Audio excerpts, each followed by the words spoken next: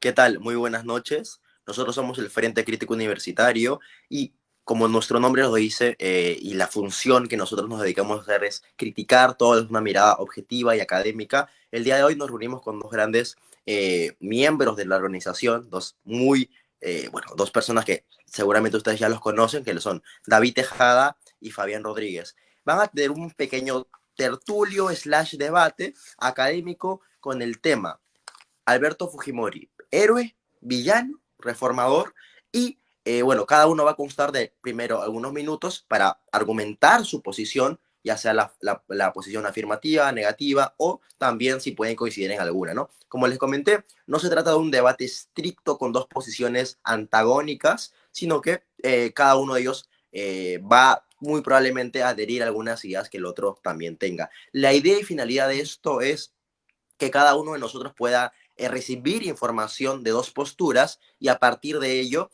cada uno adoptar una opinión o criterio propio sin llegar a los facilismos que hoy en día se tienen, como por ejemplo decir, si yo critico a Fujimori, bueno, tú eres un rojo o un terruco, pero si no lo critico y avalo algunas cosas que él mencionó, eres un fujimorista. Que desde el Frente Crítico Universitario creemos que esos facilismos los cuales está impregnada la cultura política, no son positivos para nosotros. Entonces, es por esa la razón que se formó este debate.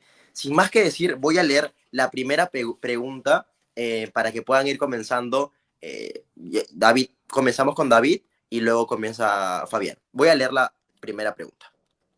La primera pregunta dice así: ¿qué acciones fueron las más significativas en el Fujimorismo y las que la defendieron para bien o para mal? Entonces comenzamos con Fabián, tiene 8 minutos para argumentar. Yo voy a mencionar cuando se acabe el tiempo y apenas acabe Fabián, comenzamos con David también 8 minutos para la argumentación. Fabián. Sí, bueno, primeramente me gustaría pedir perdón si es que me paro algunas veces o tengo algo de carraspera porque he enfermado de resfrío hace unos cuantos días, pero eso obviamente no me va a impedir de poder participar en esta tertulia, en este debate, la cual sí ciertamente tiene un gran valor específicamente porque está realizada en una plataforma que creo yo aboga, brega por la objetividad y por evitar las posiciones radicales o escoradas a ya más bien argumentos que dejan de ser argumentos, sino que se vuelven diatribas totalmente irracionales. Dicho esto, me gustaría empezar con una breve observación y creo yo es necesario porque va a encaminar de mejor manera a esta discusión y es si realmente Fujimori ha sido tal cosa como un villano, como un héroe, porque, y esta observación, como dije antes, es pertinente, no se puede emular a un político, no se puede juzgar a un político en base a estos arquetipos que en realidad tienen un origen o tienen un raigambre literario. Porque si estamos hablando de héroe o de villano, implica ciertamente la consecución de ciertos bienes morales y que estos se vean elevados en la narrativa. Trasladar primeramente la narrativa en cualquier caso es ficcional o literaria, a la historia es negativo, totalmente negativo. Y ya aparte de ello también el hecho de establecer esas dos posiciones implica un antagonismo radical y que ciertamente hace más daño que bien a la política en su conjunto. Ahora, ¿cómo juzgamos entonces a un gobernante? ¿O cómo entendemos si este gobernante en su puntuación general, digamos, hizo bien o hizo mal? Creo yo que es necesario ver primeramente cómo terminó y luego cómo empezó el gobierno, cómo empezó y luego cómo terminó el gobierno de Fujimori. Porque 1990 para el Perú es totalmente diferente a cómo fue el año 2000, el recibimiento del nuevo milenio para esa misma nación. Totalmente diferente. En ese sentido, voy a encaminar pues el debate con estas dos preguntas que se nos ha planteado a ambos. Eh, Primeramente, ¿qué acciones fueron las más significativas en el Fujimorato y las que definieron para bien, las que la definieron para bien o para mal? La acción principal, más fundamental, casi existencial del gobierno de Fujimori fue la solución económica que propuso, ciertamente. Puede decirse heredada, puede decirse robada, como quieras, pero igualmente se da, que es primeramente Fujimori y luego una serie de reformas económicas que lograron transicionar al país de un lugar ciertamente agreste. Tú no podría caer ciertamente en la falacia de decir sí, inversión privada, macroeconomía, etc. No tanto falacia, sino más bien un reduccionismo absurdo de la cuestión. Pero más allá de eso, la calidad de vida en los años 80 era totalmente horrible. Era vivir básicamente viviendo en la miseria, viviendo en un total incertidumbre si es que ibas a siquiera poder vivir el siguiente día por los constantes ataques de sendero luminoso, RMTA, MRTA, etcétera. Y también, claro, porque ni siquiera tenías aseguradas las 3 comidas al día. Entonces, partimos de ese punto. Y luego, 2000, 2005, 2010, que, y esto lo inserto como un comentario que también puede considerarse como crítica. Desde los 90 hemos vivido en piloto automático. Hemos vivido bajo una línea técnica totalmente buena, totalmente adecuada, sí, pero sin un mayor interés por cambiar, por mejorar, porque ahora la globalización y ahora la situación internacional es muy diferente a cómo era en los 90, a cómo era el mundo unipolar luego de la caída de la Unión Soviética. Entonces, estamos considerando que con un ambiente o con un escenario internacional ciertamente positivo, pero con sus matices, el gobierno de Fujimori fue capaz de llevar una serie de reformas que mejoraron en su totalidad a la condición macroeconómica primero y segundo la calidad de vida del peruano promedio. ¿Cómo se llega a esto? Ya lo mencioné anteriormente, con el Fujishock. Antes de, o durante, mejor dicho, el inicio del gobierno de Fujimori, la inflación acumulada, que la inflación es siempre sinónimo de la capacidad adquisitiva de la población, estaba hasta el 7000%. Terminando el gobierno de Fujimori en 1998, 99, 2000, bajó al 6 o al 5% incluso, una cifra ínfima en comparación con lo que vemos durante el gobierno o finales del gobierno de Alan García. En una década estamos hablando de una revalorización del poder adquisitivo del peruano promedio y asimismo también un ambiente el cual permite por defecto, por esta misma mejora, una serie de posibilidades nuevas para el peruano que implican también la inversión privada. Otra cosa, ya para terminar con esta pregunta en concreto, es el hecho de que se creó una ley no escrita, una ley que, le digo no escrita en el sentido de que todos los gobernantes posteriores a Fujimori la han cumplido a rajatabla, con ciertas excepciones a día de hoy, que ciertamente deben ser observadas y criticadas, y es el hecho de que desde Fujimori hasta la actualidad, nunca se ha planteado una economía, una doctrina económica o una propuesta económica que sea antes politiquera, ya ni política, politiquera por sobre una línea técnica rigurosa. Y esto es ya para entrar a la segunda pregunta y terminar, el legado en realidad que da Fujimori. El hecho de que se permita a los profesionales libres y capaces de ver los números, de dar soluciones, fueron capaces, por lo tanto, de establecer una línea técnica que hasta el momento sigue totalmente intacta. Bueno, nuevamente, ciertas excepciones lamentablemente se han dado en los últimos tiempos, pero no estamos hablando precisamente de ello, sino de cuál es el legado, y acá la segunda pregunta, cuál es el legado o herencia del fujimorismo que beneficia a nuestro país. Eso es lo más importante. Para digamos, ya aterrizando en cuestiones que tienen que ver con lo más político, y creo que ya me faltan 30 o 40 segundos para concluir, pero creo que se puede hacer en la réplica también una serie de detalles sobre el asunto, es que Fujimori venció el terrorismo. Esto, en un principio, introduce la idea, hay un sector que te aplaude y otro sector que te condena, pero indiscutiblemente, el gobierno de Fujimori tuvo que ver con la caída del terrorismo, tuvo que ver. De repente en la réplica voy a poder dar mayor detalle sobre las cifras exactas que apoyan esa tesis, pero sí, ciertamente, durante Fujimori, los ataques terroristas pasaron de este llamado equilibrio estratégico, donde pasan del campo a la ciudad, a no existir. Existir en zonas tan alejadas como pueden ser el Braem, y se vuelven narcoterrorismo. Es decir, ya no es un terrorismo tan ideológico y tan abocado a la guerra contra el terror, a la guerra del terror, perdón, sino a una vía, digamos, de conseguir dinero a través del narcotráfico.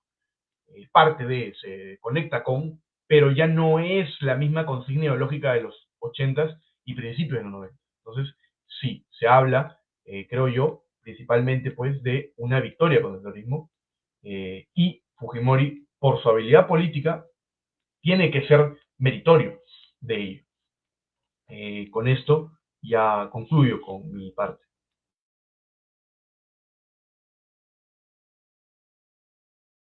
Ok, perfecto. Muchas gracias, Fabián. Mira, entonces comenzamos con los 8 minutos de David. Comenzamos en 3, 2, 1. Bueno, antes que nada, un saludo a los que nos están viendo, en especial a Fabián, Dante y Oliver. Creo que más allá de debates apasionados, queremos hacer una crítica objetiva, como lo señaló Fabián. Y no se trata de enemigos o posturas drásticamente opuestas, sino más bien diálogo, tal vez en algunos matices como en la política, en la sociedad y sobre todo en la cultura democrática que hoy en día falta. Como podrán ver, mi reseña sobre Alberto Fujimori es negativa. Muchos me preguntarán, pero David, él emprendió reformas de mercado. Y es que matizando las dictaduras no vamos a terminar con el auge autoritario ni en los regímenes híbridos. De hecho, más bien lo popularizamos y los terminamos adjudicando a la cultura democrática al intentar justificar las dictaduras. Por eso el periodista Jaime Bailey dijo, al dictador no se le aplaude. Y quisiera sintetizar los 3 puntos que reflejan el legado que nos dejó el señor Alberto Fujimori. Para comenzar, el autoritarismo. A continuación, la antipolítica. Y tercero, que creo que es el más flagrante, los casos de corrupción. En el autoritarismo tenemos 3 etapas del Fujimorato. El periodo constitucional del 90 al 92, el periodo de dictadura de régimen autoritario en el 92, y a continuación, como lo dictó Steven Levinsky, el autoritarismo competitivo, un régimen híbrido que bajo ninguna circunstancia es un régimen constitucional.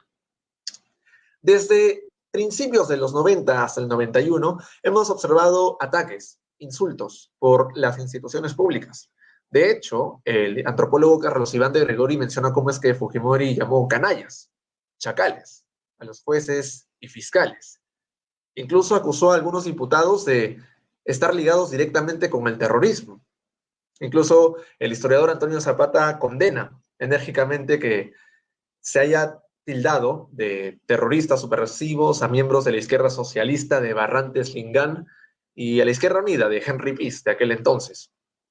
Observamos también una retórica falsa de obstruccionismo por parte de Fujimori para poder contraatacar al poder legislativo que en realidad quería colaborar, según don Felipe Osterling, el presidente del Senado, que era del Fredemo.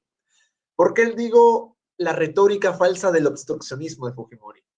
Porque en ese entonces, la primera etapa constitucional del 90 al 92, Perú seguía regido por la Constitución del 79.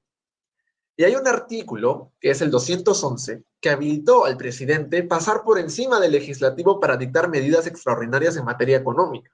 Es decir, Fujimori no necesitaba de la aprobación de los diputados para recién emprender las reformas de mercado, sino basta con ver el Fujishock, cómo él pudo estabilizar relativamente la economía sin un simple golpe de Estado.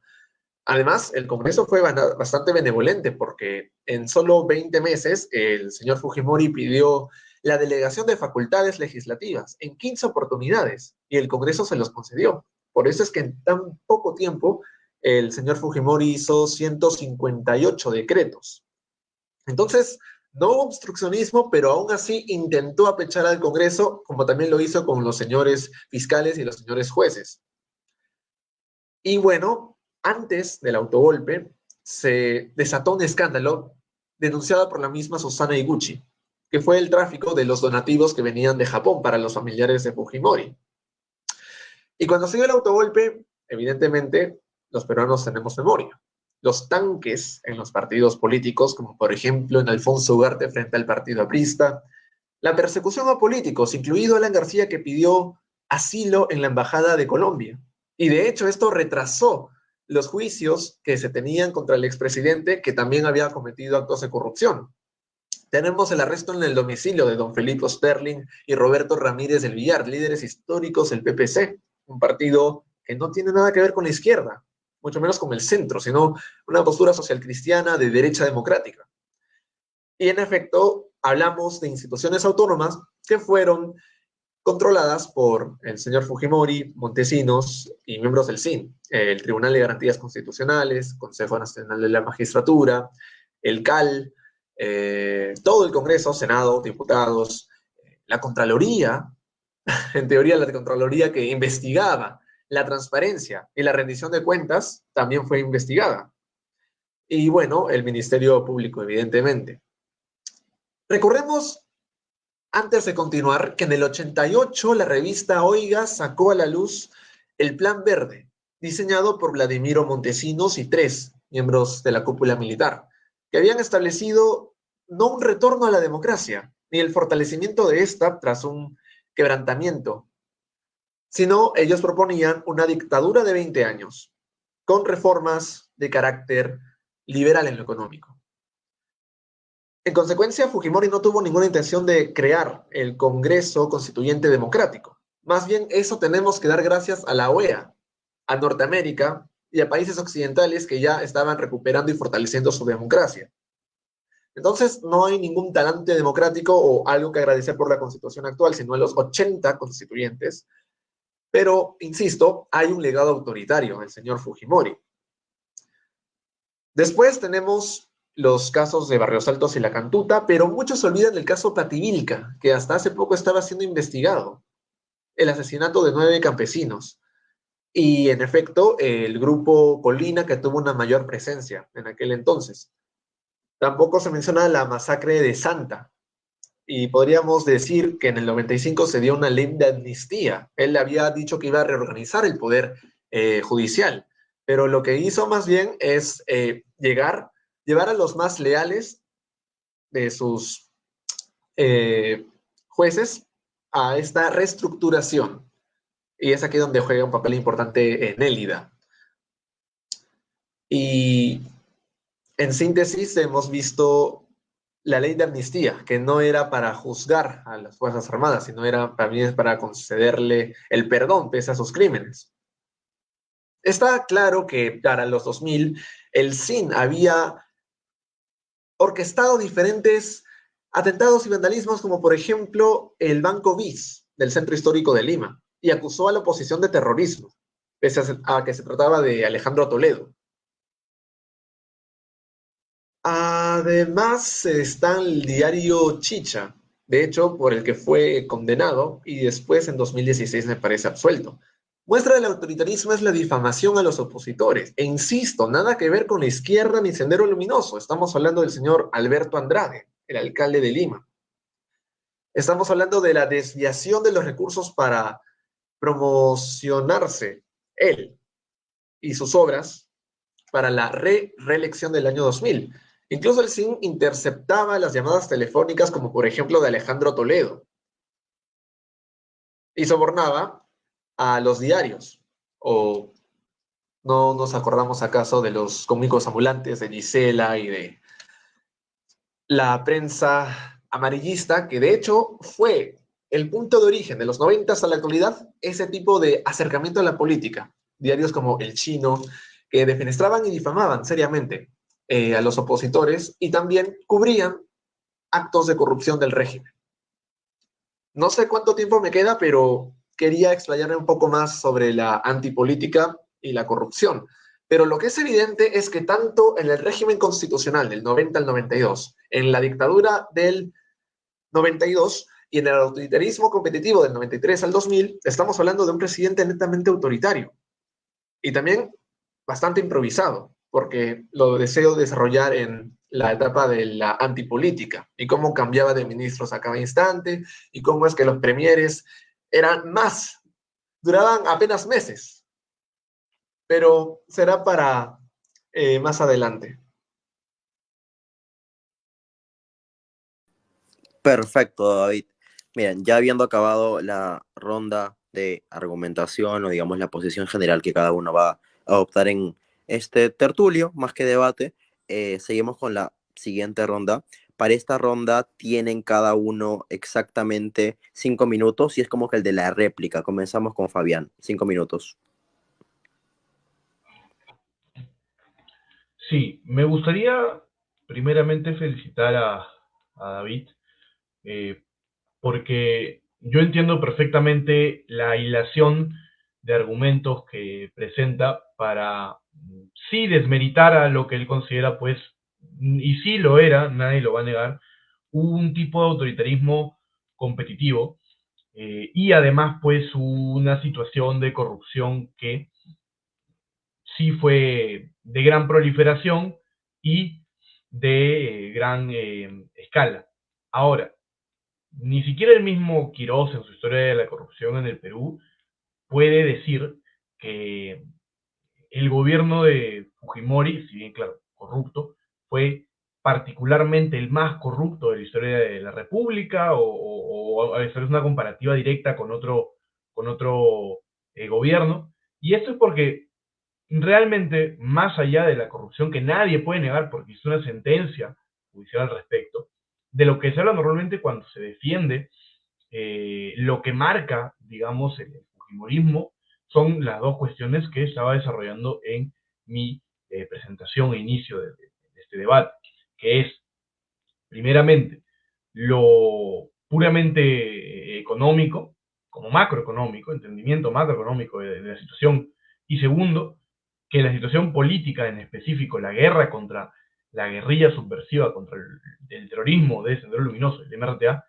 haya sido exitosa, porque hasta los 90, 91 incluso, existía una duda muy seria sobre si existía la capacidad del gobierno peruano para responder ante los ataques de Sendero Luminoso y el MRTA, y es más, la capacidad que tendría de eliminar por completo, o al menos en un 90%, la amenaza que representaba.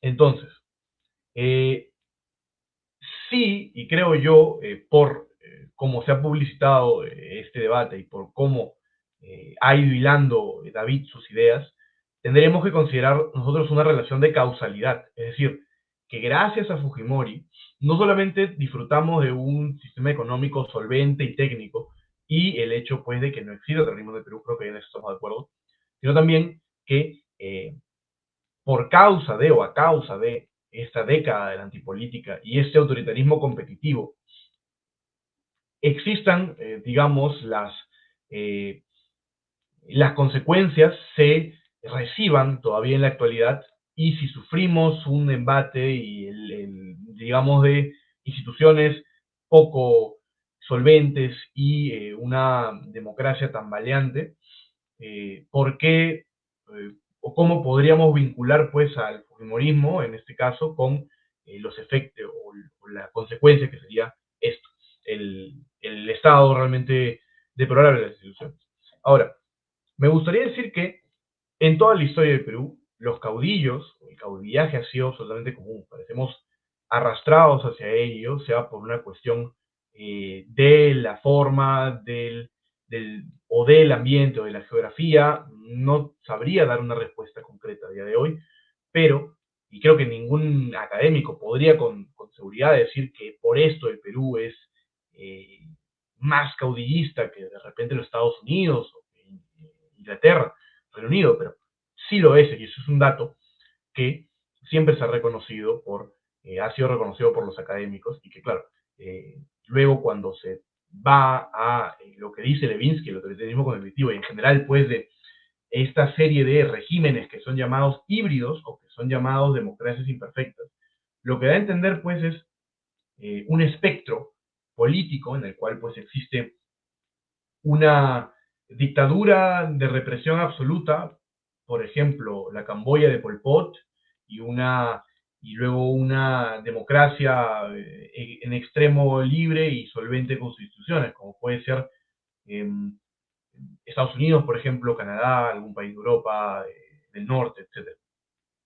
Creo yo, creo yo que si lo encaminamos allí, eh, nos enlodazamos con una serie de categorías políticas que en el concreto ninguna persona, y esto va a sonar un poco fuerte, pero es la verdad, más allá de este grupo de académicos, la persona del día a día no le interesa realmente discutir sobre las disquisiciones, si existe democracia o no existe democracia, o si existe autoritarismo cognitivo o no existe autoritarismo, no les importa, les importa.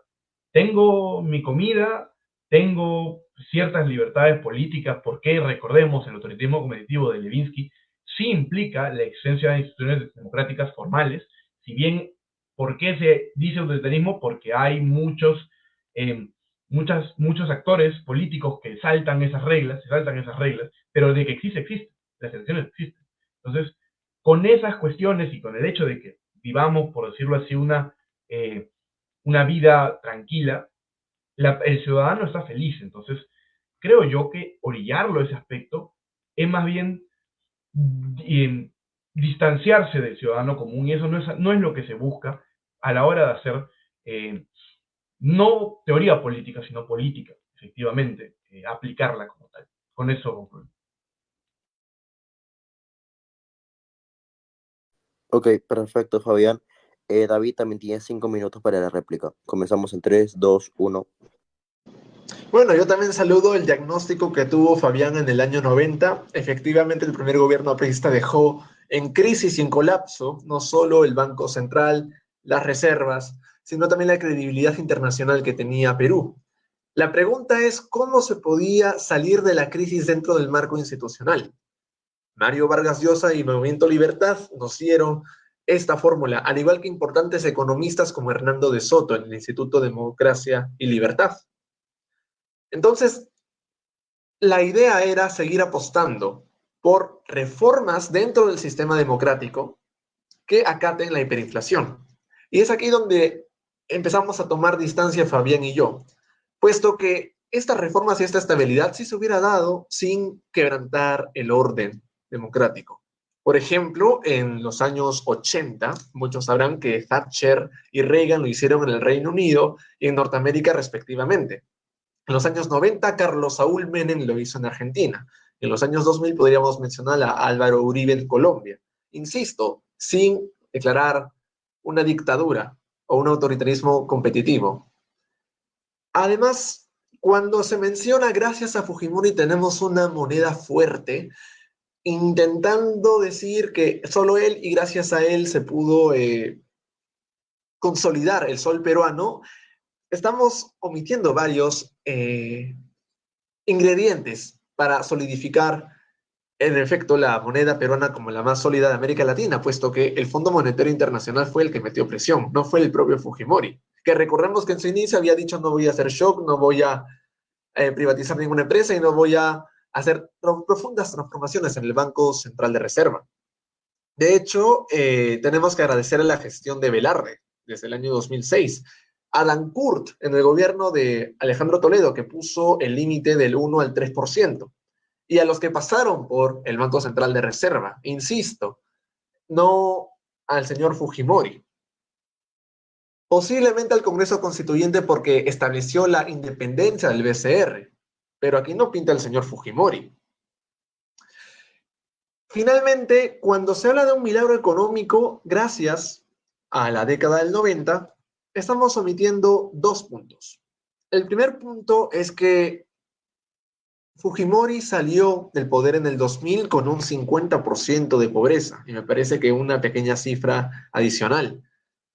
Es decir, del 60% que nos dejó en el año 90 Alan García, apenas fue muy limitado esta reducción de la pobreza. Y de hecho fue gracias a los siguientes tres gobiernos constitucionales de Toledo, García II y Humala que se logró reducir significativamente hasta llegar al 25% menos.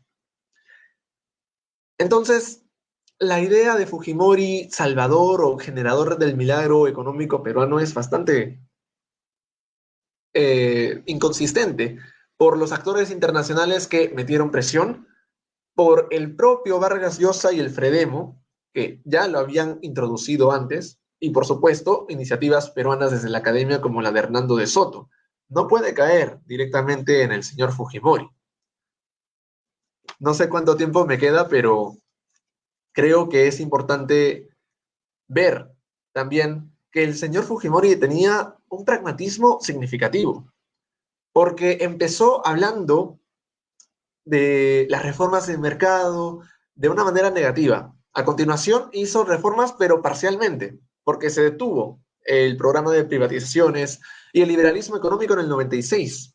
A continuación, del 97 al 2000, muchos recordarán que él dejó al Perú en déficit fiscal, hasta en 3 puntos del PBI. Entonces, el señor no creía bajo ninguna circunstancia en el consenso de Washington, que sí lo propuso el Movimiento Libertad, y la inflación para el año 2000 era de 3.4 aproximadamente, y el plan del Fredemo era dejarlo en el 92 o en el 93 a 3%, es decir, lo hizo mal y pudo haber tenido más éxito de haberse aplicado un programa que había sido estudiado con años de anterioridad.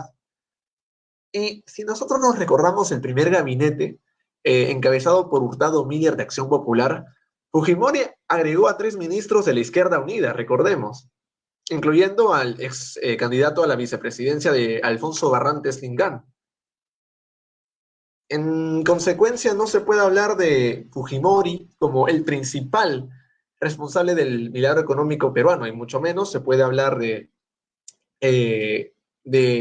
establecer la actual estabilidad económica, puesto que, insisto, hay varios factores que se están omitiendo. Muchas gracias.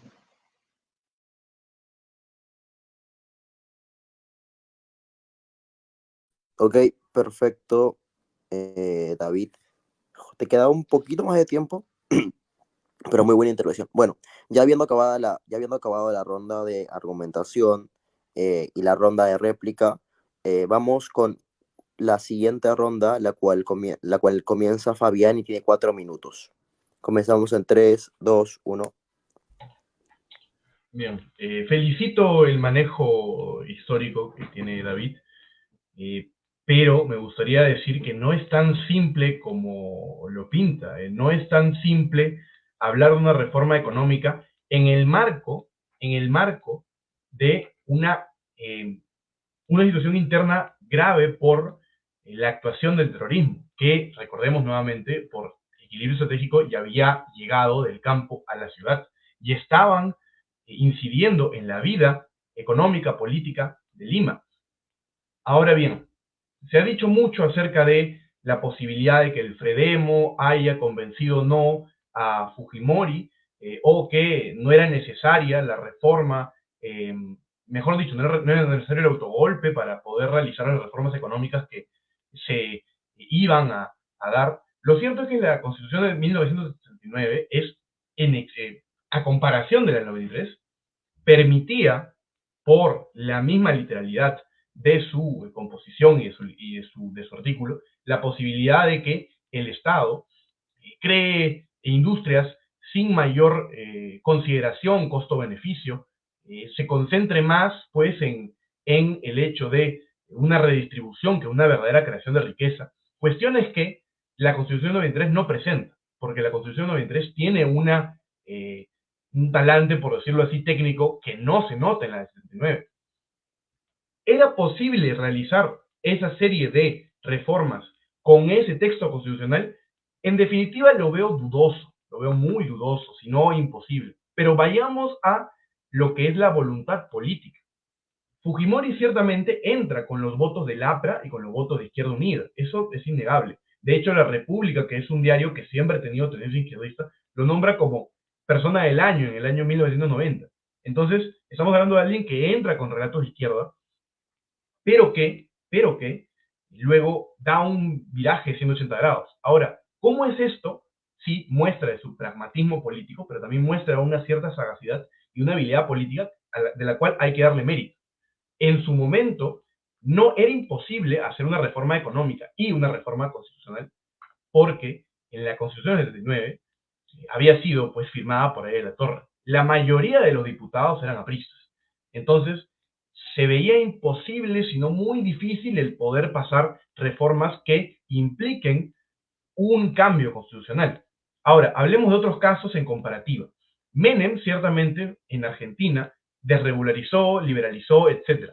¿Qué pasó después con De la Rúa? Cuando Menem salió del gobierno y le heredó el pase no en el sentido de monárquico ya, pero sí se entiende, ocurrió el corralito. Y De la Rúa tuvo que escapar por helicóptero. ¿Por qué? Porque hubo una convulsión social sin precedentes. Collor de Mello en Brasil hizo exactamente lo mismo y hubo otra convulsión social sin precedentes. Entonces, no es una cuestión de simplemente mostrar el papel y decir, bueno, acá están tus reformas económicas. Era también hablar de que con el Fredemo, que era, recordemos, una coalición de independientes sin mayor voluntad o fuerza política detrás, no iban a aguantar un quinquenio, no iban a aguantar 5 años de ninguna manera. No tenían la voluntad ni la fuerza política para hacerlo. Entonces, estamos hablando de una persona que, por su pragmatismo político, se da cuenta de la mala decisión o de las malas propuestas que puede acarrear o no el mantener el sistema que causó la hiperinflación, cambia, y no solamente esto, también se apoya de los militares y llega a hacer un autogolpe de Estado en mérito a que era imposible que no acabara de esa manera. Era o eso, o cederle el pase a la Izquierda Unida, al APRA y demás, que iban a ser tibios con respecto al problema económico y peor aún con el problema del terrorismo. Hay que esto de repente ya tengo más adelante, hay que tomar en cuenta ello.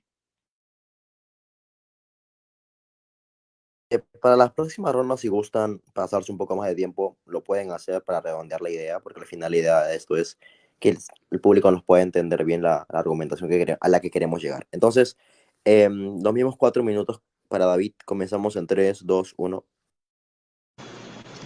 Bueno, creo que lo esencial eran aplicar las reformas de mercado y aquí Fabián y yo estamos de acuerdo. Lo que tal vez no estemos de acuerdo es la forma como se implementó.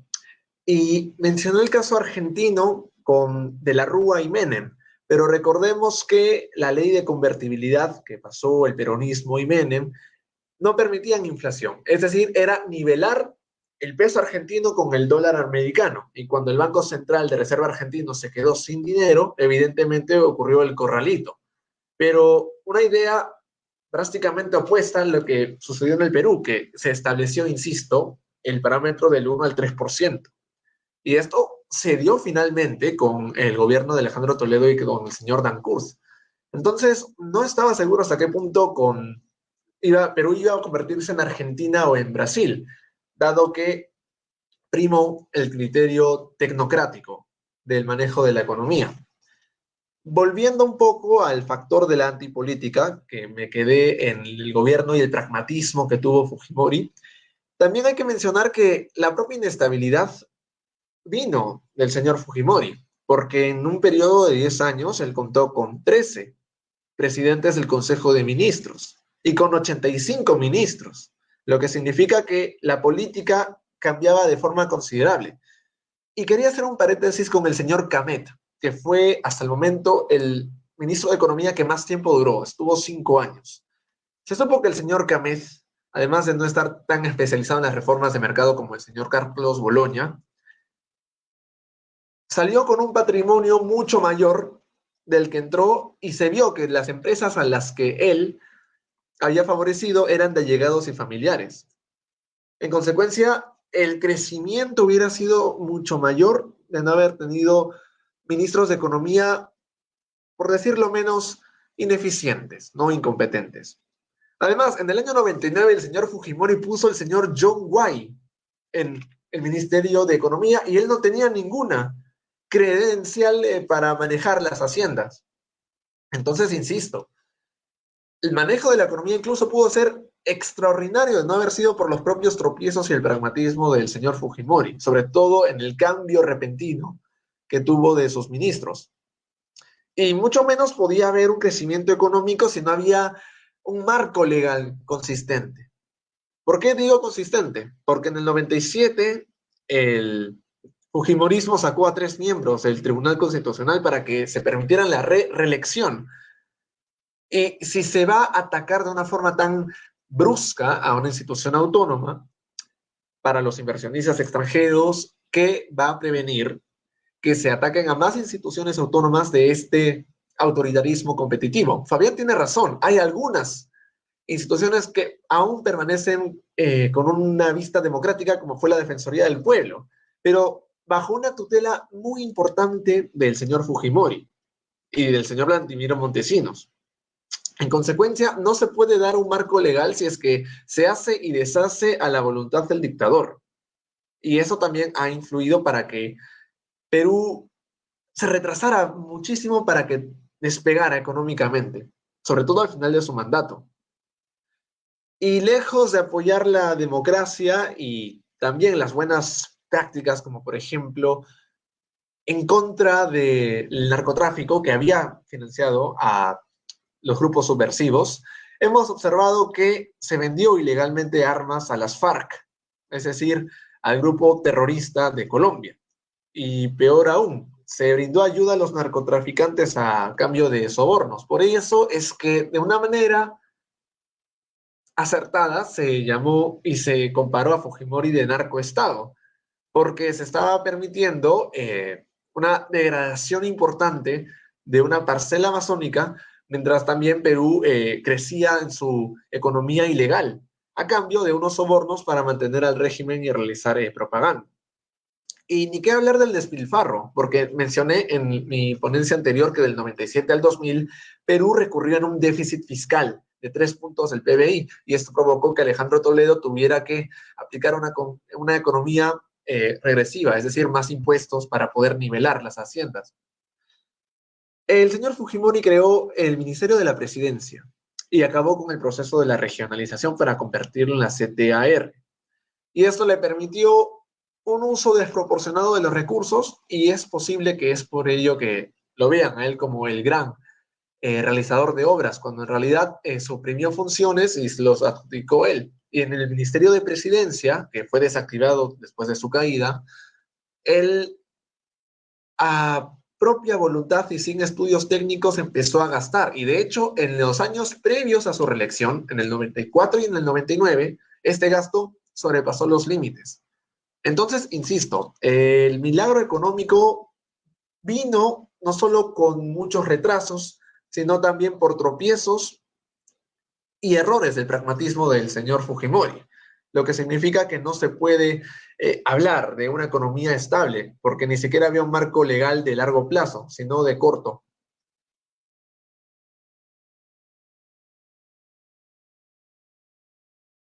Ok, perfecto.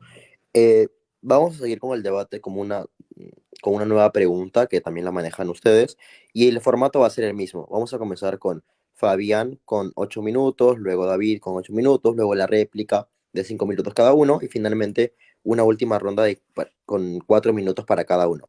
El debate es el mismo, pero quisiera que hagan más énfasis con la pregunta siguiente. ¿Se puede hablar, o sea, hoy en día, de una herencia o legado que beneficia a nuestro país? ¿Qué opinas, Fabián? 8 minutos como máximo. Bien.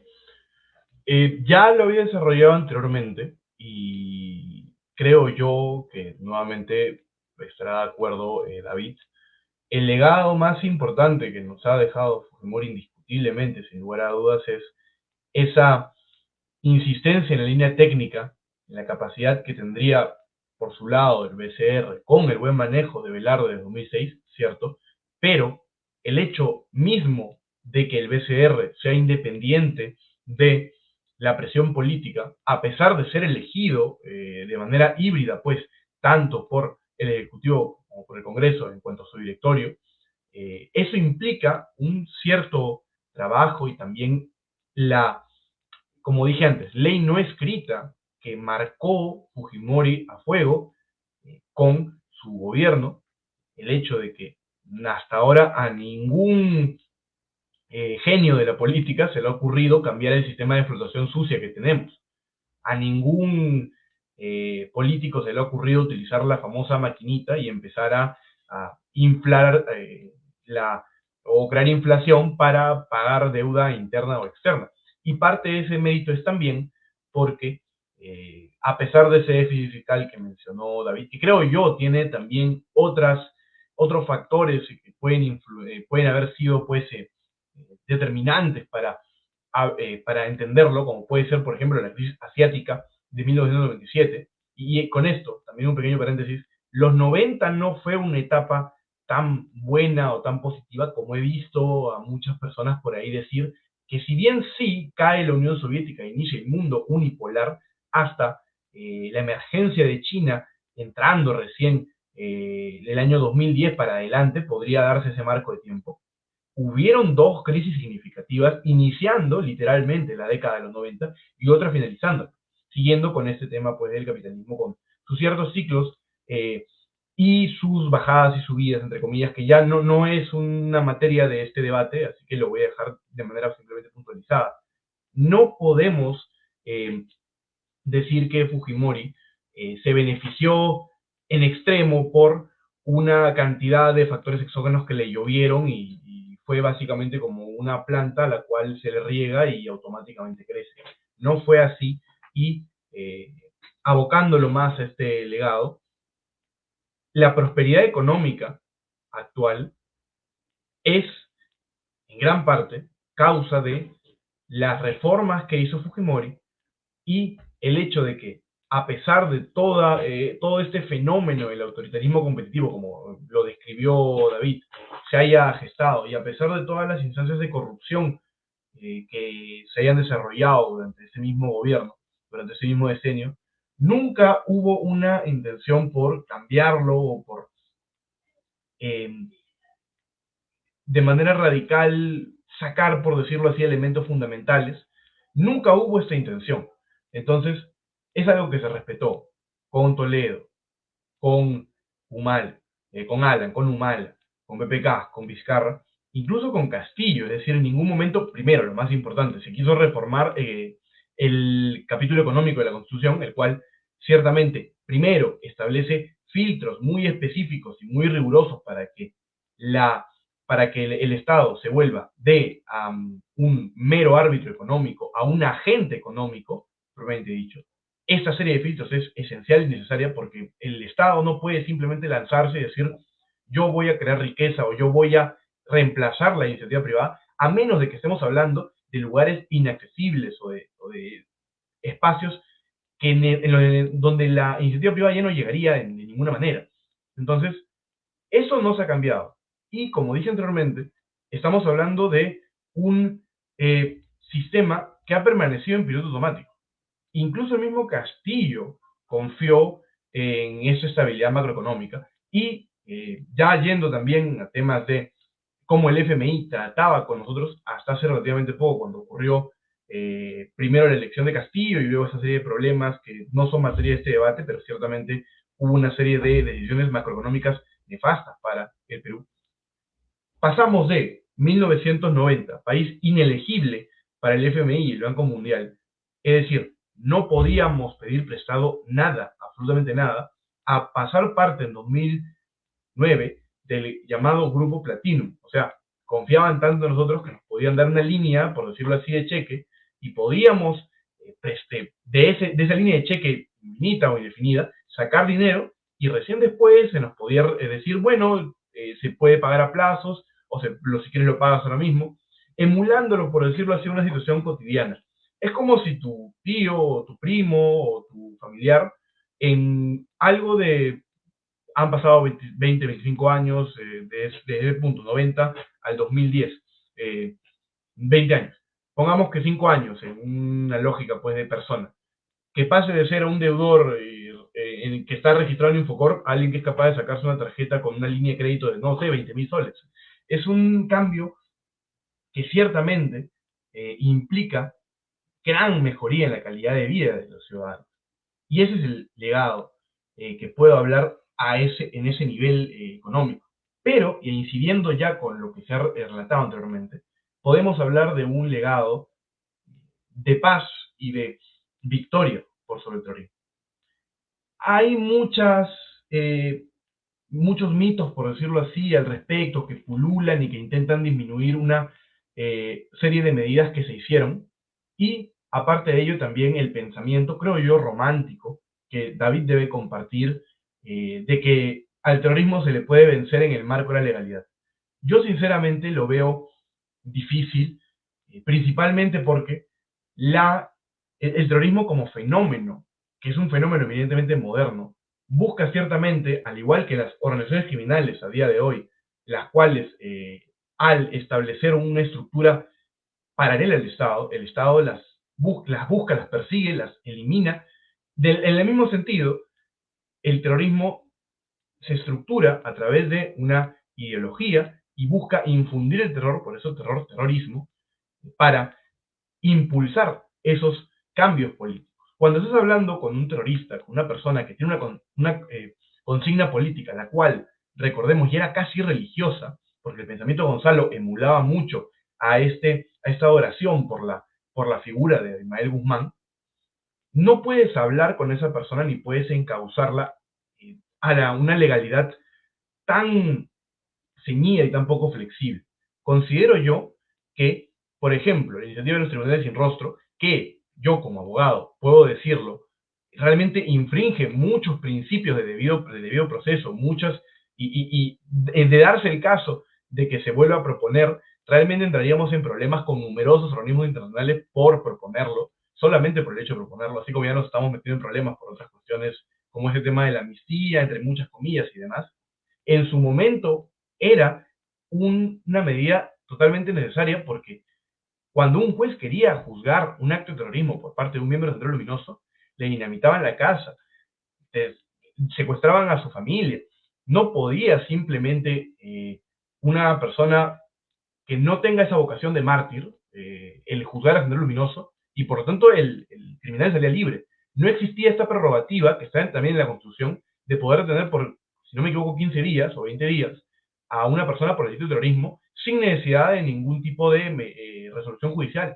Ese tipo de cuestiones fueron introducidas durante el gobierno de Fujimori. Y aparte de ello también el inicio de los comités de autodefensa, que se dice que Alan García lo comenzó, pero lo único que hizo Alan García fue establecer una ley para reconocerlas, no como comité de autodefensa, sino como rondas campesinas, y luego donarles unas 100 escopetas, que fue una total miseria. Lo que se hizo durante el gobierno de Fujimori, armando con fusiles Gauch, si no me equivoco, a estas rondas campesinas, dándoles solvencia, entrenándolas, dándoles posibilidad incluso de reclutamiento, es lo que determinó que en el campo el terrorismo fuera casi totalmente eliminado. Y con esto ya concluyo. Perfecto. Misma pregunta para ti, David. ¿Se puede hablar de una herencia o legado que benefició a nuestro país? Tienes 8 minutos como máximo. Yo saludo el diagnóstico que hizo Fabián, no solo en lo económico, que lo hablamos muy bien en las dos intervenciones previas, sino también en el terrorismo. ¿Por qué? Porque era evidente que Sendero Luminoso había llevado la estrategia del campo a la ciudad y se había duplicado la tasa de muertes, sobre todo en la capital, como fue el atentado de Tarata en el 92, el más emblemático de Lima Centro. Pero la pregunta es si es que era necesario romper el marco legal para acabar con el terrorismo. Y creo que aquí, sin querer, se omiten tres hechos históricos, sobre todo del siglo XX. Y es que es verdad, es difícil y a veces resultaría incluso una mayor estrategia, como lo había señalado Fabián, pero no es imposible, porque podemos ver el caso del Reino de España, el PSOE y el PP acabando con el grupo terrorista ETA. Podemos ver al Reino Unido, que me parece que en la década del 80 estuvo con el IRA, que es el Irish Republican Army, lo destruyó bajo mandato laborista o conservador, pero insisto, sin salirse del orden de monarquía constitucional. En Alemania, en la década del 70, hablo de la federal, del bando occidental, no estoy hablando de la Unión Soviética, que esa sería del este, pero en Alemania hubo un grupo fanático de los soviéticos que fue el Real Arm, bueno, no sé alemán, pero era una armada soviética con una visión marxista-leninista. Y el gobierno del CDU y después del Partido Socialdemócrata Alemán lo pudo hacer con una estrategia focalizada en lugar de restringir todos los derechos y libertades de millones de personas. O Italia en los 70s, con un partido comunista con fuertes vínculos a Moscú. Sí, comparto la idea de Fabián de que había el riesgo de poder acabar como Colombia y el tratado de paz con las FARC, o tal vez caer en el intento de intentar nivelar al Estado y al grupo subversivo, pero hay casos en el siglo XX que demuestran que en plena democracia, en orden constitucional, sí se puede reducir significativamente el terrorismo. Y a ese punto quiero llegar porque muchos aseguran que Fujimori acabó con el terrorismo, cuando en realidad los remanentes del terrorismo del grupo paramilitarizado están aún en el Brahim. Y prueba de ello fue en las elecciones de segunda vuelta del 2021, cuando asesinaron a 7 valerosos policías en esa zona. Entonces, no se acabó con el terrorismo, se redujo a una porción que está en Ayacucho y en los departamentos cercanos.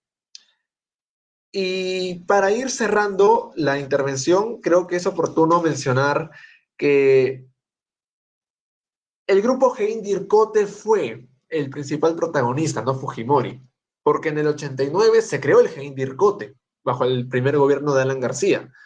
Y gracias a Dios, según el historiador Alfonso Quirós, ellos tuvieron independencia de Vladimiro Montesinos y del ejecutivo que quería interceder en su labor. Y de hecho, la operación Victoria, cuando capturan a Abimael Guzmán, hace días conmemoramos 32 años, se dio no por Fujimori, se dio porque han descubierto los miembros del Heindirkote material importante en Monterrico, donde se podía ver las siguientes acciones terroristas y también la base central, además de 2 meses, me parece, de visualización a la casa del sanguinario Abimael Guzmán. Entonces, la labor que tuvieron durante 3 años la Heindirkote fue elemental, además de las rondas campesinas, como bien mencionó Fabián. Sin embargo, había que mencionar que las rondas campesinas sí fueron reconocidas, se podría decir por Alan García en la formalidad, pero desde antes el gobierno de Belaúnde los ha provisto de armas, los ha provisto de cierta logística, junto a la Guardia Civil y a la Guardia Republicana, lo que significa que hubo experiencia previa en los 80 para que en los 90 estos grupos de manera autónoma se enfrentaran al MRTA y a Sendero Luminoso. Y no se podía responsabilizar o decir que Fujimori venció por él mismo el terrorismo, cuando hubo, insisto, otros actores que jugaron un papel elemental. Y ya para terminar con la ponencia, dije que iba a mencionar 3 puntos del legado negativo de Fujimori: la antipolítica, el autoritarismo y el caso más flagrante, que sería la corrupción. En el 2007, lo recuerda Vergara y Barnechea en su último libro, La democracia asaltada, que salió este año. La Transparencia Internacional hizo una investigación y concluyó que, en efecto, Fujimori fue el 7º presidente más corrupto. Y si fuera poco, hay una ilustración del libro Historia de la corrupción en el Perú que refleja muy bien la impunidad que recibió Fujimori y los responsables. Leeré algunos: robo de documentos del Congreso disuelto, gastos en educación de los hijos de Fujimori, acoso a jueces independientes, sueldos secretos de funcionarios y asesores. Estamos hablando de compra de avión presidencial sin licitación mínima, incendios en los archivos de las oficinas públicas, cupos a personal de congresistas, y es evidente que Fujimori llevó la impunidad a un nivel tan extremo que se tradujo en el transfugismo, con los Vladivideos, cuando sobornó deliberadamente a 14 congresistas. Y se sabe, según Quirós, que desde el 92 hasta el 2000 sobornaba para que les den información de los partidos opositores. E incluso en el 97, cuando se estaba debatiendo la remoción de 3 miembros del Tribunal Constitucional, Vladimiro Montesinos pagó para que varios congresistas no vayan, incluyendo Susy Díaz, que era la votación para que se sacara por completo a los 3 magistrados y se permitieran la reelección de Alberto Fujimori. Entonces, cuando yo digo que el legado de Fujimori todavía se puede ver negativamente en la política, es porque el señor nunca creyó en la partidocracia. De hecho, debilitó a los miembros de los partidos tradicionales, como por ejemplo, sobornando a Alex Curry con cerca de $60,000 para que se pasara del PPC a las filas oficialistas, y también optando por vehículos electorales, como fue Cambio 90, Nueva Mayoría, Vamos Vecino, Perú 2000, y el transfugismo llegó a un nivel sin precedentes, insisto, en la década del 90, y hasta el día de hoy se puede ver sus prácticas. Además, creo que lo correcto sería señalar lo siguiente, que resume Antonio Zapata en su libro Lucha Política y Crisis Social. Un estudio de Norteamérica, liderado por Juan Carrión, acá menciona, resume la Academia Norteamericana de Ciencia Política. Fujimori aparece un adelanto a la nueva derecha. ¿Qué quiere decir? Una práctica populista, autoritaria, que pretende estar en el juego político electoral, pero quiere volverla hegemónica como también derribarla. Es decir, fue una antesala a lo que sería en la actualidad la nueva derecha, una populista y que busca apelar a un enemigo en común. Fujimori lo hizo con los políticos tradicionales y por eso destruyó la partidocracia desde adentro. Y hoy en día tenemos 36 partidos inscritos en la actualidad, producto de la destrucción de los 4 partidos tradicionales, el PPC, la Izquierda Unida, Acción Popular y el APRA, que dicho sea de paso, a propósito, subió el número mínimo para poder inscribir a un partido. Por eso es que el PPC y la Izquierda Unida perdieron su inscripción en el 95 y en el 98, me parece, respectivamente.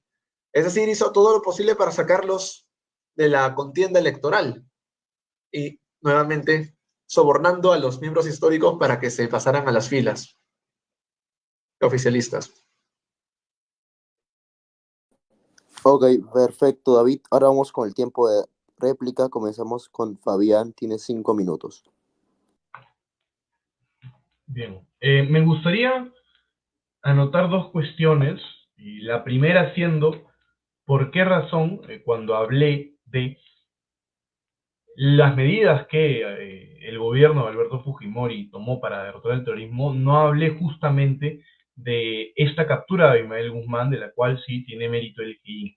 Porque muchas veces regreso a mi participación previa sobre hablar pues de varios mitos que pululan en el ambiente incluso académico y que evitan el reconocimiento de que el gobierno de Fujimori no solo fue la captura de Abimael, que sí se puede decir luego de manera discursiva, no, él estaba pescando en el Amazonas y por lo tanto no tuvo ningún mérito.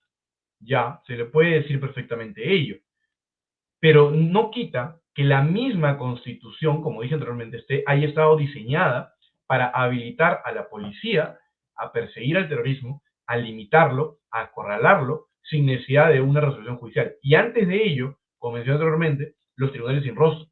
Antes de ello, en los comités de autodefensa.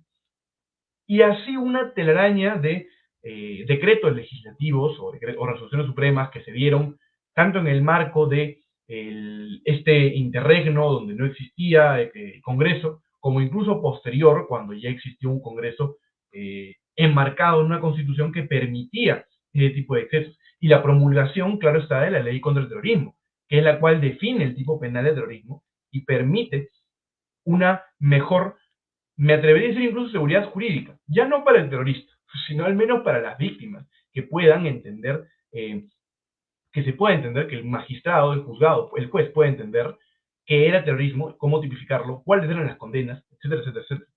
Entonces, estamos hablando de una estructura de leyes, de normas, que fueron dadas durante el gobierno de Fujimori, y quién más, sino el máximo representante del Estado peruano, sino para darle menos mérito de haber impulsado esta serie de normas, y con ello restringir la capacidad de acción del terrorismo. Por eso es que yo personalmente no hablo tanto de esa captura del Jeín, porque es parte de, y sí fue un hito en el sentido de que estamos hablando de un momento donde incluso el mismo Ismael Guzmán pidió a sus huestes, pidió a sus masas rojas, por favor ya renuncio yo de esta guerra, firmemos la paz, cuestión que por eso se escinden un grupo que consideraba traidora a Ismael Guzmán, así que existía la posibilidad incluso de que posterior a la captura de Ismael Guzmán el terrorismo igual hubiera podido pervivir. Ahora, conectado a ello, ¿por qué razón democracias occidentales y en estados desarrollados, como pueden ser Alemania, Reino Unido, España, lograron vencer el terrorismo? También tuvieron, ojo, cierta cantidad de métodos de guerra sucia y demás, por lo cual, como dije antes, es imposible de abstraerse de ello cuando no estamos hablando de una guerra de agresión entre un estado y otro, sino una guerra que tú libras contra ciudadanos que en un primer momento no están identificados, no tienen la calidad de combatientes, sino que pueden ser incluso el vecino, el hijo, el nieto, el sobrino. Ese es el poder, por decirlo así, que detentaba el terrorismo, la capacidad que tiene de asimilarse con respecto a la sociedad y no darse cuenta de que es terrorista hasta el momento donde logra cometer su delito. En el caso alemán, del cual tengo más conocimiento, se dieron diversos secuestros que en su momento pusieron de cabeza al derecho penal alemán, porque se habló de la posibilidad, justamente así como acá se desarrolló la posibilidad, de extralimitarse lo legal para poder suprimir al enemigo. De ahí viene, pues, el derecho penal del enemigo, que desarrolla brillantemente Jacobs en su libro del mismo nombre. Entonces, yo no puedo, aparte de ello, ¿no? Yo no puedo comparar una situación como la que se dio en esos países, los cuales estaban, primeramente, desarrollados, segundo, con instituciones viables, solventes, y tercero, con un poderío y una inteligencia mucho más competente que la que Fujimori se encontró cuando ingresó al poder. Y además de ello, como bien anota la Comisión de la Verdad y la Reconciliación, el principal problema que existía del grueso de víctimas del Sendero Luminoso y del MRTA es que eran indocumentadas. Vivían en el cerro perdido de Ayacucho, donde mayormente ocurrían las matanzas. Estamos hablando de lugares como la Marihuanta, si no me equivoco, donde ocurrieron la mayor cantidad de masacres registradas por la Comisión de la Verdad y la Reconciliación. Lugares donde bien recuerdo esta anécdota, que un jurista famoso subió hasta esos pueblos realmente perdidos o desconocidos por parte de los líderes en Lima y les dijo, ¿por qué haces esto si el Código Civil no lo permite? ¿Y qué dijo el campesino? Pues dígale al señor Código Civil que venga y me diga que no lo puedo hacer. ¿Qué es lo que pasa? Que realmente no existía la legalidad en esos lugares.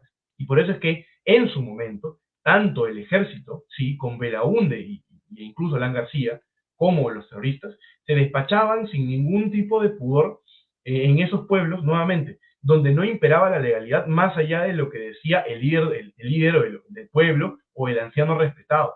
Entonces estamos hablando de situaciones tan disímiles, tan distintas, que yo no podría asegurar que la demostración allí vaya a funcionar acá. Y es más, como dije anteriormente, en esos países occidentales desarrollados existió la duda sincera de si era posible lidiar con el terrorismo sin extralimitarse lo legal, a tal punto que hubo un giro en el desarrollo del derecho penal, específicamente alemán. Entonces, para concluir, ese tema del transfugismo y el decaimiento de los partidos que desarrolla ciertamente Levinsky y Zavaleta en su libro, sobre los mismos partidos políticos, creo yo que es un diagnóstico adecuado, pero que no toma en cuenta el hecho de que en la historia general del Perú nunca ha existido ningún partido realmente solvente, porque nuevamente, por X, Y o Z, el Perú no es un país que se constituya de manera o tienda a una partidocracia, como puede ser en los Estados Unidos, donde desde un principio los padres fundadores contemplaron dos partidos políticos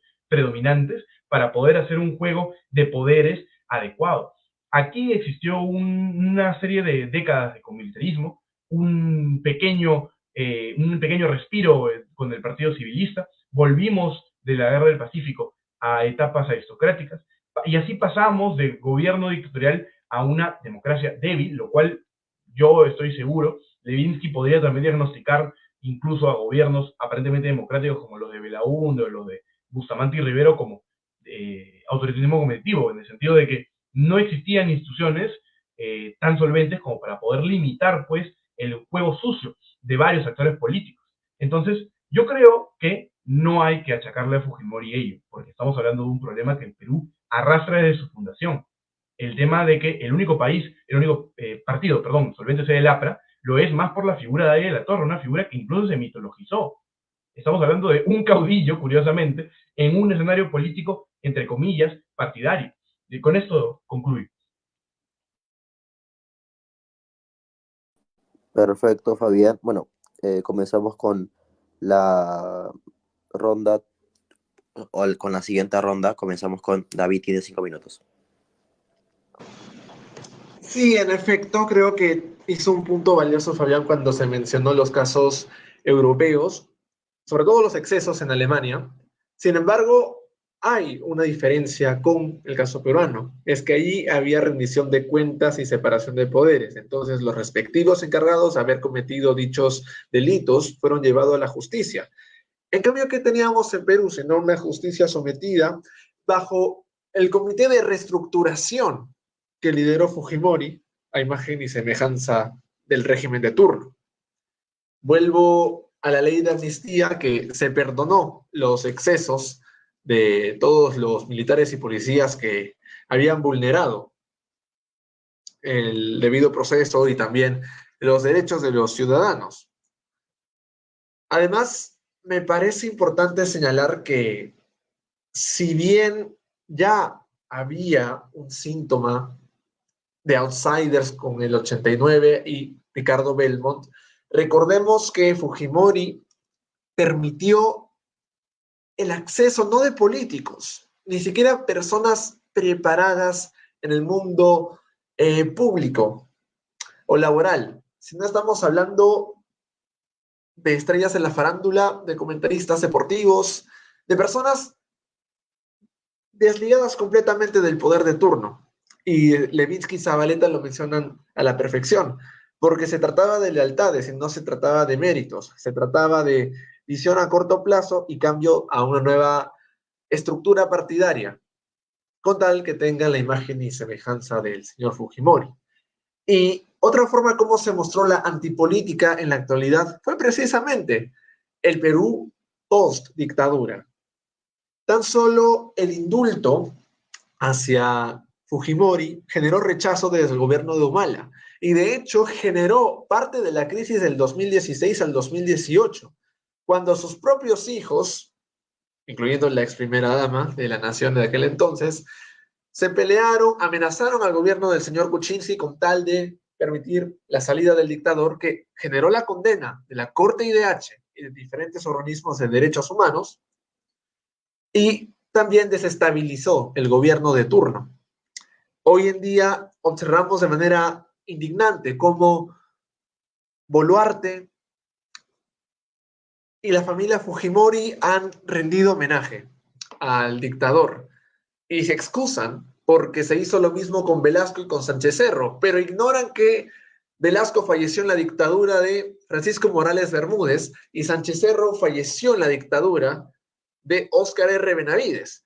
Entonces, hacer lo mismo implica que el gobierno de Boluarte está sometido a un poder que escala más allá del fujimorismo. Pero insisto, la crisis actual del 2016 en adelante tiene también como factor lo que sucedió en el Perú durante la década del 90. Porque recordemos también que es el señor Fujimori el que también intercedió en la elección de la lista de congresistas del año 2016. Incluso le dijo a su hija Keiko que mantenga a Luz Salgado y a otros congresistas para la plancha congresal, en el que ganó 73 congresistas, dicho sea de paso. Además, hay dos facciones en el fujimorismo en la actualidad.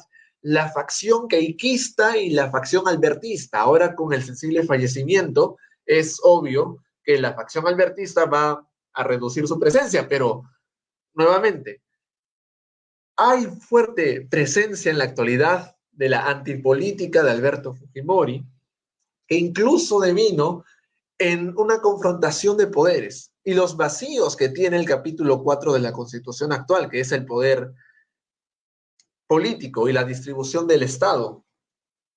Entonces, yo sí considero que, en primer lugar, no hubo rendición de cuentas. Sí es cierto que en algunos casos, como el alemán bien Fabián lo dijo, hubo excesos y sí se vulneró el debido proceso, pero no se tuvo que dar un golpe de Estado para solucionar ese tema.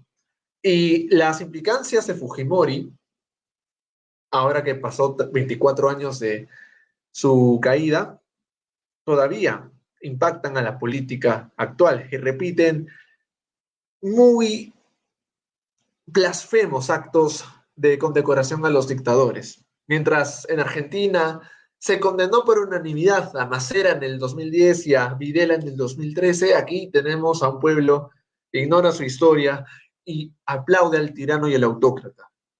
Me parece que sí se muestra una debilidad democrática, tal y como lo señaló el Latino Barómetro y el Barómetro de las Américas.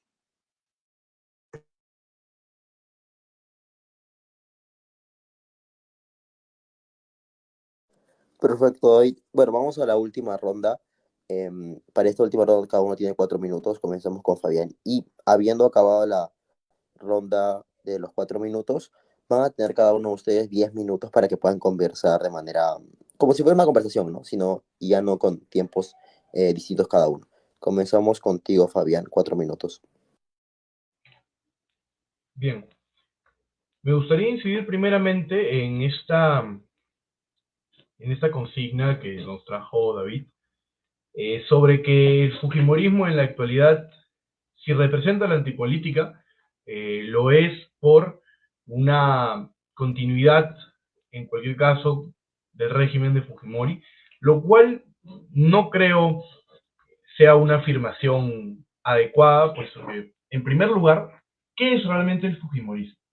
Es una pregunta que todo buen alumno de ciencias políticas se pregunta siempre en los cursos medios de su carrera, creo yo, porque es un desafío el poder identificar cuál es la ideología que mueve el Fujimorismo y cuál es su programática, es decir, cuál es la impronta que quiere dejar en la realidad política del país.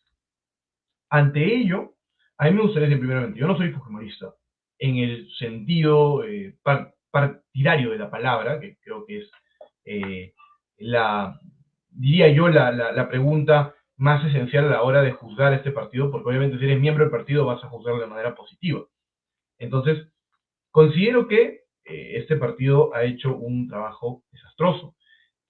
Ya las cuestiones institucionales son, creo yo, deben ser reservadas para una discusión aparte por otros medios o de otras maneras. Pero de manera concreta, económicamente y socialmente, vemos como un Congreso no dominado, pero sí donde el fujimorismo es, por decirlo así, quien mueve el concierto, porque hay una coalición, sí, no está haciendo un buen trabajo. Y esto creo que nadie lo puede negar. Y esto no creo yo, nuevamente, que signifique que el fujimorismo tenga en la realidad una programática o una ideología detrás, sino que es una cuestión meramente legataria que Fujimori deja y su hija permite que perviva este partido con el nombre de Alberto Fujimori. Y bien ha dicho David, existen dos facciones y la keikista, la de Keiko Fujimori, de hecho es muy hostil hacia la facción albertista. Entonces, ni siquiera se puede hablar de una unidad en el Fujimori. Ya pasando este análisis, yo creo o considero que no podemos culpar directamente al fujimorismo como decenio donde ocurrieron ciertas cuestiones que ya hemos ido desarrollando a lo largo de esta jornada con el fujimorismo actual. hay una distancia política considerable, porque considero yo, no, el partido fujimorista actual no es pragmático ni se permite estas cuestiones como sí lo hizo el gobierno de Fujimori, fue en su momento permitir la creación del Ministerio de la Mujer, o el hecho de que el expresidente Fujimori haya sido el único varón presente en la conferencia, no recuerdo si era de Pekín, corríjame si me equivoco, donde era una conferencia exclusivamente para mandar a mujeres, y acabó apareciendo él y diciendo viva la igualdad de género y demás. Ahora el Fujimorismo no lo puedes ver diciendo ese tipo de cuestiones. Entonces, no hay una coincidencia ideológica, que de por sí Fujimori no tenía una ideología determinada, menos va a haber una coincidencia programática.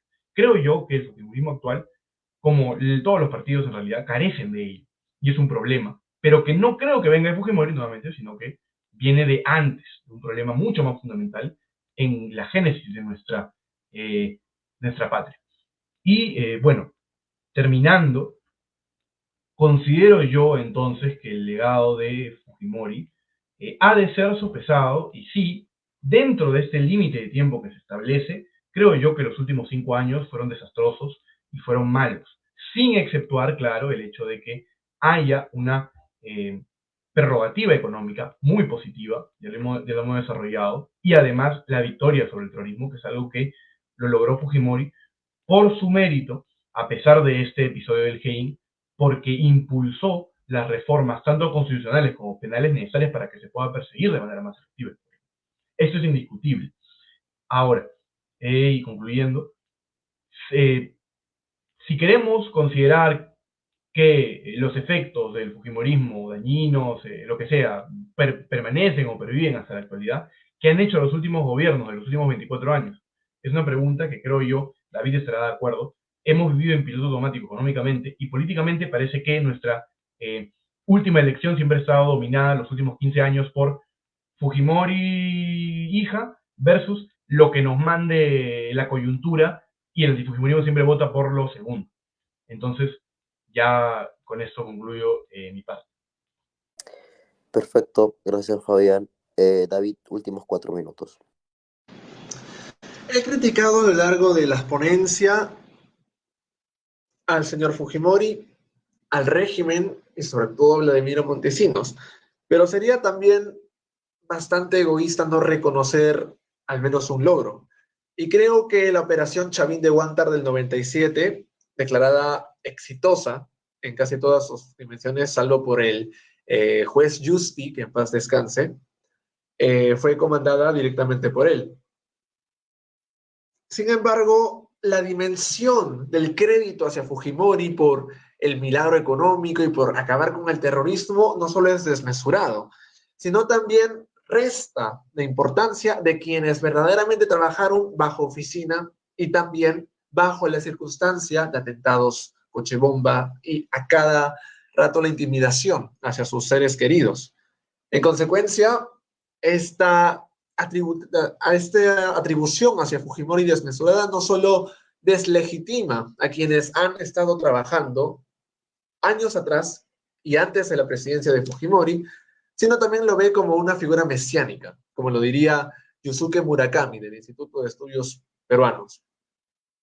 Yo considero que estas problemáticas que existían en el año 90 se podían haber solucionado en un marco constitucional. Y de haberse fortalecido con el paso del tiempo, Perú tendría hoy una calificación mucho mayor en The Economist, Intelligence Unit, porque hemos degradado tanto hasta el régimen híbrido, justo como en la década del 90. Además, juzgo que la corrupción llegó a niveles tan estratosféricos que Alfonso Quirós, en su libro, lo ha comparado mucho con el periodo de Leguía, de la década de los 20. Y dijo que no se había visto de manera tan grosera interceder en el aparato judicial, en el aparato mediático, en el aparato legislativo y, en efecto, en el proceso de las reformas de mercado, como sería el de las privatizaciones.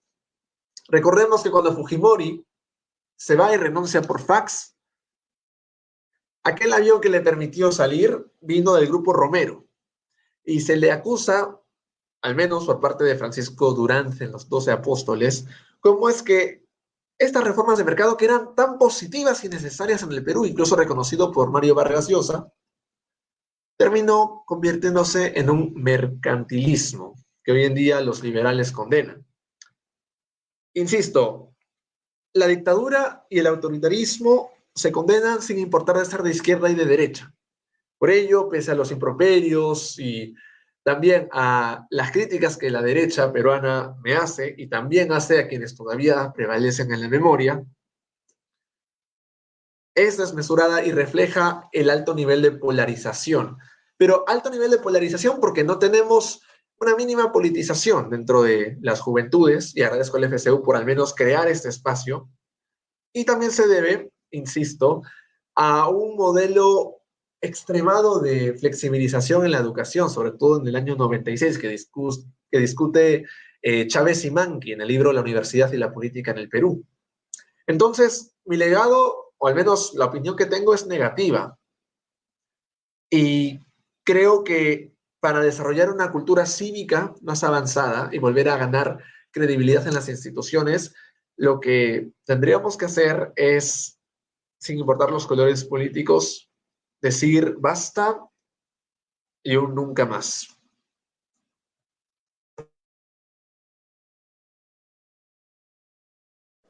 Perfecto, David, Fabián. Mira, en esta sección van a poder conversar. Básicamente, como cualquier conversación libre por 10 minutos, evidentemente respecto al tema, ¿no? Entonces pueden comenzar. Bueno, a mí me gustaría decirte, David, que felicito la cantidad de conocimientos que tienes concretas sobre el tema. Diría yo, me gustaría seguir con lo que anteriormente estaba intentando hilar, que creo que nuestro punto de divergencia es si se podía o no derrotar el terrorismo y hacer las reformas que se hicieron bajo un cauce constitucional. Ahora, lo que te decía antes, recuerda, estamos hablando de la Constitución del 79, no de la del 93. En la del 93, creo yo, y lo digo al público, deberían leer para entender cuáles son las ideas que han perfilado al Perú durante los últimos ya más de 30 años.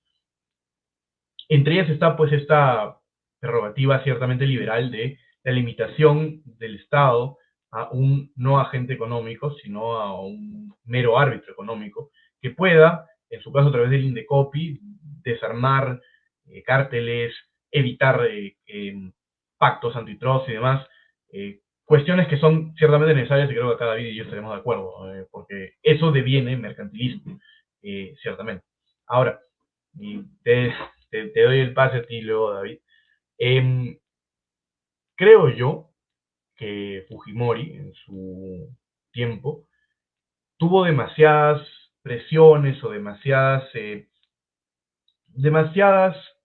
eventos internacionales que sí o sí incidieron en su mandato, ¿no? Empezando por el hecho de que iniciaba el mundo unipolar. Entonces, yo creo que es hablar de historia hipotética, es decir, ¿qué hubiera pasado si de repente la Guerra Fría se mantenía y Estados Unidos no tenía el interés de intervenir o de protestar por el autogolpe? ¿Quién sabe?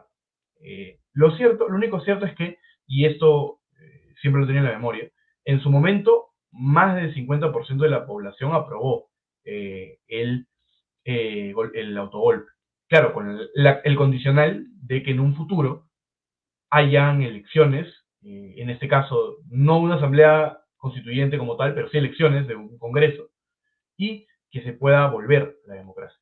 Entonces, estas cuestiones, creo yo, son muy importantes de ver. Y, bueno, no sé, te doy el pase.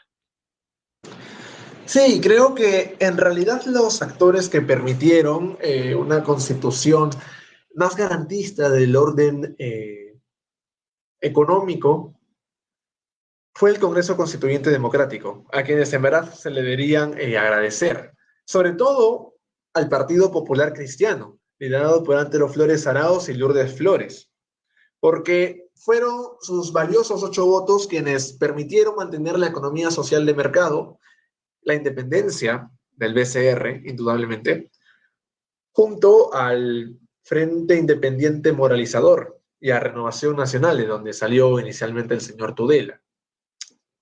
Entonces, a quienes deberíamos dar las gracias, insisto, no es a Fujimori, como hoy en día pinta sus más leales seguidores, sino al conjunto de individuos que estructuraron un proyecto en los 80, a quienes lucharon a veces en la clandestinidad en la década del 90, y a quienes, pese a ser oposición, querían emprender las reformas de mercado.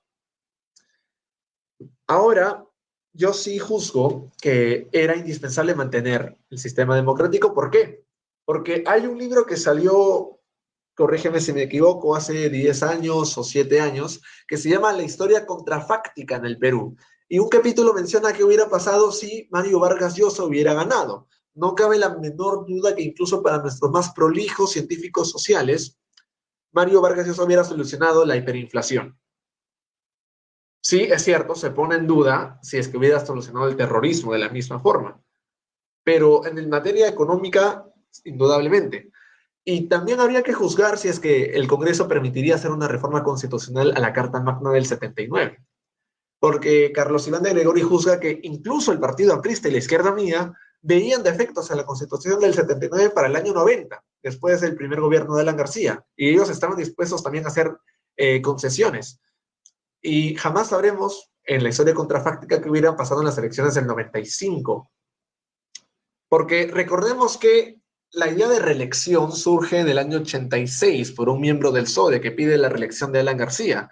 Entonces ya se estaba debatiendo la posibilidad de traer algunas reformas a los artículos de la Constitución del 79. Entonces sí había cierta voluntad, no sé en qué grado, eso es cierto, Fabián, pero sí había voluntad de intentar modificar las reglas para que nos adecuemos a la entrada de la nueva centuria, del siglo XXI. Pero la manera como hizo Fujimori no tiene para mí ni mi respaldo ni apoyo bajo ninguna circunstancia. Yo te diría que creo que en su momento Vargas Llosa demostró que era un pusilánime políticamente hablando cuando se retiró de la segunda vuelta de saber que no había ganado la primera, tuvo esa mague. Entonces, eh, no había esa fuerza política. El PPC tuvo presencia durante la década de los 80 y no tuvo nuevamente esa fuerza política necesaria para poder implementar los, los cambios necesarios. Siguiendo la ucronía de Darjen, no recuerdo cuál es el otro autor de ese libro que me comentas, eh, ciertamente se daba la posibilidad con el Fredemo en el poder de las reformas, sí, pero habrían aguantado el quinquenio y de haber caído, que era, considero yo, lo más probable, de haber caído en medio de su gobierno. ¿Tú crees que haya existido una voluntad política o una articulación política de parte del PPC, Acción Popular y demás miembros independientes, recordemos del Fredemo, para volver al plano electoral y volver a defender unas reformas que estaban en realidad en gran cuestionamiento por parte de Izquierda Unida y por parte del APRA? Es decir, muchos perdieron su trabajo. Estamos hablando de un cambio tan radical que, bien lo decía, creo que fue Boloña quien literalmente dijo que Dios nos ayude. No sé si fue Boloña o fue Hurtado Domínguez. No fue Boloña. La cuestión es que fue tan impactante que yo estoy seguro que en cuanto cayera el gobierno, el hipotético gobierno de Vargas Llosa, hubiera surgido otro outsider de repente, ya de izquierda, sin la visión pragmática de Fujimori, que haya revertido lo hecho. Y ni hablar del tema del terrorismo, que creo que tú mismo lo has reconocido.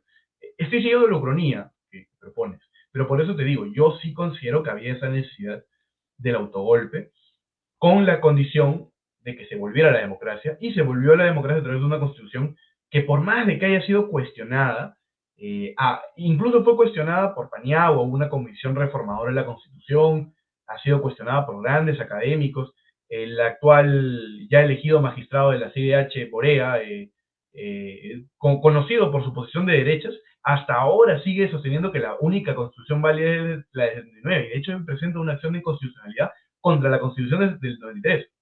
Es decir, estamos hablando de un grupo fuerte de académicos que, a pesar de esa contradicción intelectual con la constitución del 93, nunca han podido derrotarla, porque la fuerza política que tiene esa constitución y la capacidad que ha tenido de poder estabilizar al país en su momento, nunca nadie se le ha negado, aunque sea de manera implícita.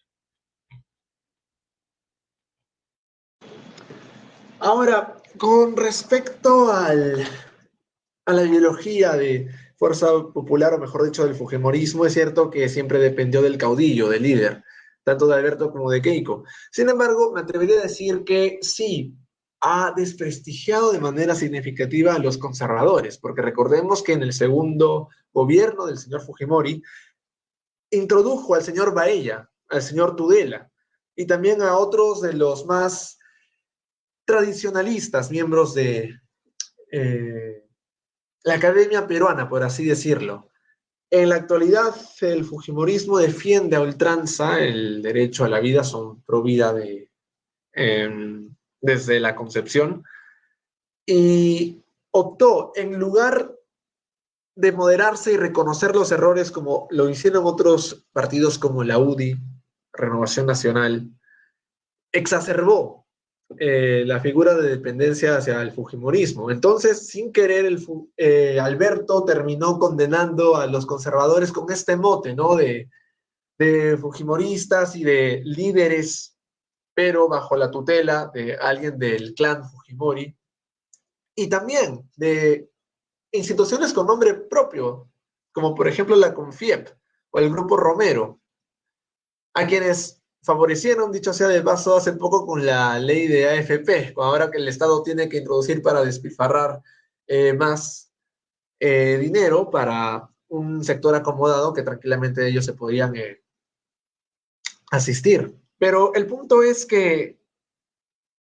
Alberto trajo muchos anticuerpos a los conservadores de Perú, y sí terminó adoptando una postura de nueva derecha, me atrevería a decir, sobre todo por el fraude que declaró injustificadamente la señora Keiko en el año 21. No sé cuáles son tus impresiones, pero parece que al final se está intentando institucionalizar un movimiento que en su origen es antidemocrático y hasta el día de hoy presenta algunas características de los 90. Sí, creo que ya se nos está acabando el tiempo, así que yo te responderé esa duda y de paso lo dejo como de reflexión final. Sí, ciertamente es un problema el hecho de, nuevamente, y creo que yo tengo que aclarar ya el último también, lo que ha vertebrado mi argumentación, y es que yo no defiendo a Fujimori ni como persona, lógicamente, pero tampoco defiendo de repente la articulación política que haya hecho después de su salida, donde renunció. eh, Hay un tema con respecto a ello que no me quiero extender. No sé, he leído el oficial mayor del Congreso en ese momento, José Sebasco, que tiene dos versiones contradictorias. Que sí, renunció por fax, y otra es que no, en realidad el Congreso votó para retirarlo del cargo. Fuera de ello, ciertamente no defiendo en ningún sentido el fujimorismo actual, y me parece sí que el que hayan querido monopolizar una posición como la posición provida, que es de hecho el común denominador de la mayoría de partidos, porque hay muy pocos partidos contados que no son provida y que de hecho están a favor de legalizar el aborto, solamente con respecto a ello, pero también con respecto a otras medidas como puede ser el matrimonio homosexual, etc. Sí es cierto que cualquiera que sale en contra de esas cuestiones es pasible de, en el discurso político, ser llamado fujimorista. Y eso es un legado, considero yo, negativo, pero que nuevamente no siento que pueda derrotar a las dos cuestiones que son la estabilización económica y la victoria contra el terrorismo. Yo no considero que las puedan vencer, pero sí es adecuado, David, y en eso te felicito, y también nuevamente te dejo como reflexión, el hecho de cuestionar que el discurso político haya degenerado tanto en los últimos años, que hablar en código de derecha o hablar de medidas conservadoras sea automáticamente asociado con el fujimorismo. Eso me parece que permite, como bien dices David, que se extienda este carácter antidemocrático en su inicio. Hasta el momento parece que no se aboca a ello con rigurosidad el tema de las instituciones, porque lo que hace la democracia son las instituciones, más allá de la elección, si hay elección o no, y son las instituciones fuertes. Entonces, sí creo que desmerita a los conservadores que buscan o buscamos, porque me identifico más con esa posición, con sus matices y demás, no estoy para discutir mis ideas. Eh, Considero yo que dirige el discurso político a un muy mal punto, y es algo que celebro yo que en esta plataforma no ocurra y permita entre la pluralidad de ideas el hecho de un debate estructurado y que no recurra a esos, esos bajos ataques de generalizar, particularizar también es un problema, atacar al mensajero y no al mensaje, etc. Con esto ya concluyo, creo que ya estaría terminando este debate o esta serie de ponencias.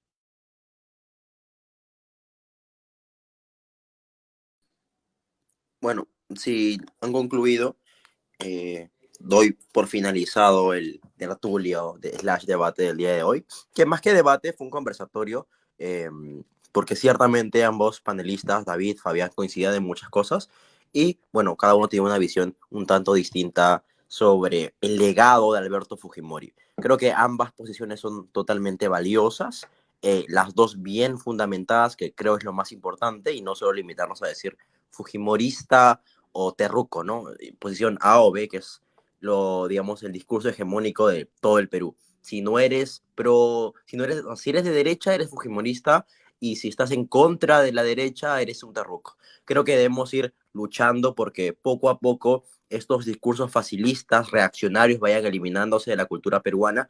Y creo que el camino somos nosotros los jóvenes. Si cambiamos nosotros esto de los facilismos, esto de la cultura del reaccionarismo, creo que el futuro de la política peruana puede ser más prometedor. No sé si en materia de práctica sea mejor, pero al menos que los debates en el Congreso no sean tan como los hoy en día, ¿no? Estos insultos y gritos y tal. Bueno, con esto concluyo el evento del día de hoy. Somos el Frente Crítico Universitario, jóvenes dedicados a divulgar material académico por redes sociales, en formato de conferencias, debates y artículos de opinión. Muchas gracias, nos vemos para la próxima. Un abrazo, chicos. Muchas gracias. Hasta luego.